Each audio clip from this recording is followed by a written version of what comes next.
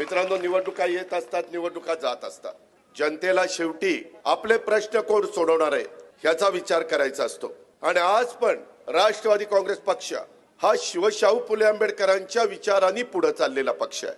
आपल्या राज्यामध्ये देखील माझ्या चांद्यापासून बांद्यापर्यंत असणाऱ्या महाराष्ट्राला विकासाच्या बाबतीमध्ये आपल्याला पुढे कसं नेता येईल, प्रत्येक घटकाला वाटलं पाहिजे की हे राज्य माझ्याकरता देखील काम करतंय, अशा पद्धतीची कृती करण्याचं काम आम्ही या महायुतीच्या सरकारच्या माध्यमातून करतोय.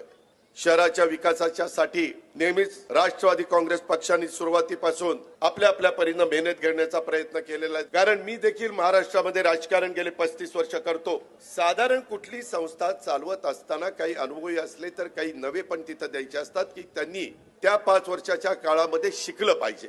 काम कसं करायचं असतं, प्रश्न कसे सोडवायचे असतात, आपलं शहर स्वच्छ कसं ठेवायचं असतं, अंडरग्राउंड ड्रेनेजच्या करता निधी कसा आणायचा असतो, रस्ते चांगले करण्याच्या करता काय करावं लागतं, दिवाबत्ती मगाशी उल्लेख केला विजयने पिण्याच्या पाण्याच्या बद्दल, ते पिण्याचं पाणी शहराच्या नागरिकांना कसं नीटपणे आपल्याला देता येईल, रोजचे रोज देता येईल. आज इथला कचऱ्याचा प्रश्न गंभीरपणे बनलेला आहे. मधले 4 वर्ष कुणाची तिथं सत्ता नव्हती, सगळ्या महाराष्ट्रामध्ये प्रशासक होते.